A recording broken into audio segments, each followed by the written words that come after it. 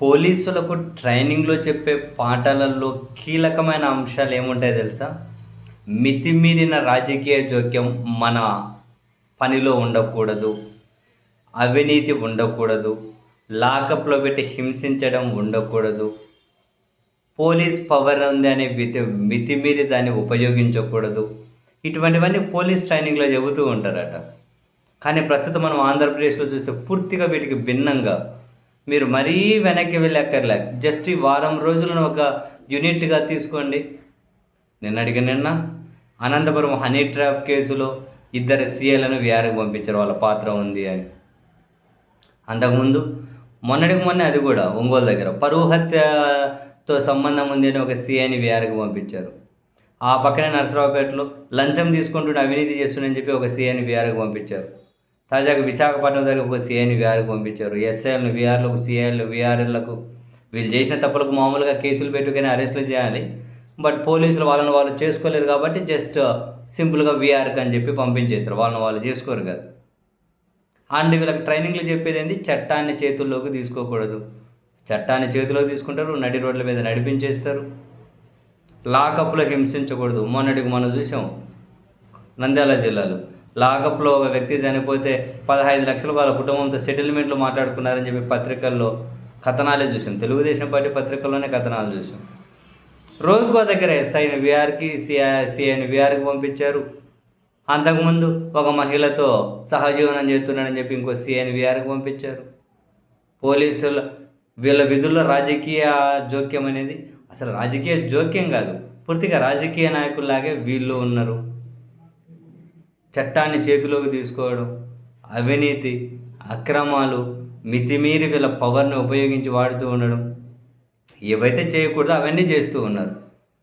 Honey ట్రాప్లో వీళ్ళ పేర్లే, అవినీతిల్లో వీళ్ళ పేర్లే, మహిళలతో సహజీవనంలో వీళ్ళ పేర్లే, నెక్స్ట్ ఏమంటారు పరువు హత్య జరిగితే దాని వెనక వీళ్ళ పేర్లు కాదు, అఫీషియల్గా వాళ్ళ డిపార్ట్మెంటే వాళ్ళని విఆర్‌లకు పంపించింది. మీరు నేను మాట్లాడుకోవడం కాదు. సో ఇటువంటివన్నీ ఆ డిపార్ట్మెంట్కు శోభనిస్తాయా? ఇటువంటివన్నీ సమాజానికి శోభను తెస్తాయా? అసలు సమాజంలో ఇటువంటి హెచ్చుమెరితే పరిస్థితి ఏంటి? ఇప్పటికే పోలీసుల మీద చాలా తక్కువ నమ్మకం ఉంటుంది జనానికి. ఇప్పుడు పొంగ నమ్మకం కూడా పోతే, పోలీసుల మీద విశ్వాసం పోతే ఎలాంటి పరిస్థితి ఉంటుంది? నేరాలు పెరిగిపోతాయి, సొంత పంచాయతీలు చేసేవాళ్ళు పెరిగిపోతారు. అసలు చట్టం మీద ఎవరికి నమ్మకం లేకుండా పోతుంది. ఏమైనా నేరం జరిగిన రక్షణ కోసం పోలీసుల దగ్గరికి ఆగిపోతారు జనం. ఎందుకంటే పోలీసుల పాత్ర కనిపిస్తున్నప్పుడు ఇంకేం పోతారు? డబ్బులు తీసుకుని ఎవరికేమి వీళ్ళు మనల్ని ఏమంటారు అప్పచెప్పేస్తారో, లేకుంటే మనం బాధితులమైతే మనమల్ని నిందితులుగా ఎక్కడ మార్చేస్తారు. ఇటువంటివన్నీ పెరిగిపోయినాయి అనుకోండి. రక్షణ కోసము వాళ్ళ దగ్గరకు పోవడం కాదు, వీళ్ళందరికి వీళ్ళే శిక్షించుకుంటారు. ఇంకా సమాజంలో దారుణమైన పరిస్థితులు ఉంటాయి. కానీ కొందరు పోలీసులకు ఎందుకు అర్థం అవ్వడం లేదు? కనీసం మనం విధి కొంతవరకైనా సక్రమంగా నిర్వర్తించేలా చేయాలని చెప్పి ఎందుకు అనిపించడం లేదు? సమాజంలో చాలా కీలకం సార్ మీరు, చాలా కీలకం. ఏం డబ్బు కోసం, ఏం పవర్ కోసం ఏం చేస్తారండి? డబ్బు ఎవరికి చేదు అంటారు.